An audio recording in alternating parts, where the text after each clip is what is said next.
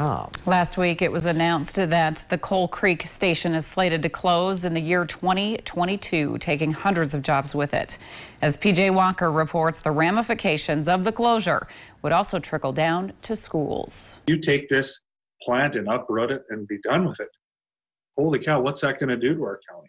Many people are wondering the same thing.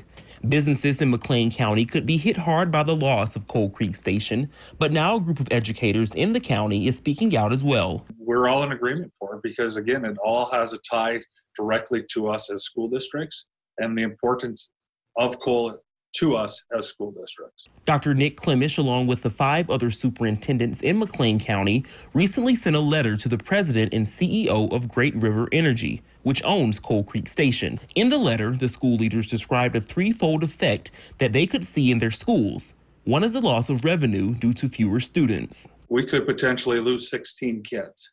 Well, that's $160,000. That's a big hit. Nearby schools like Underwood and Washburn could see an even bigger impact. Superintendent Brant Dick says he estimates they could lose close to 25% of their students, almost $500,000 in yearly revenue from the state. That would be a challenge. How do we find money in our budget? What kind of cuts are we going to have to put into place?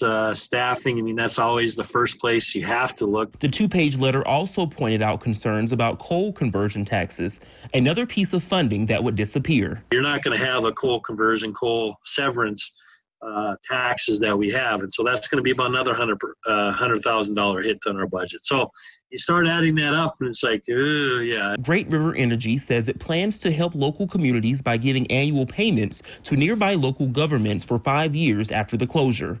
But school leaders say they believe the financial fallout could last more than 5 years, and they plan to keep pushing for a way to keep Coal Creek plant up and running. Definitely, we're going to continue to encourage our legislators, our governor, and anyone else in between to make this something where we can continue. Reporting for KX News, I'm PJ Walker.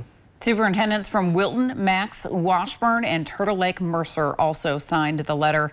Governor Doug Burgum has also stated that his office is actively engaging with GRE to look into selling the plant to a third party. KX News is hosting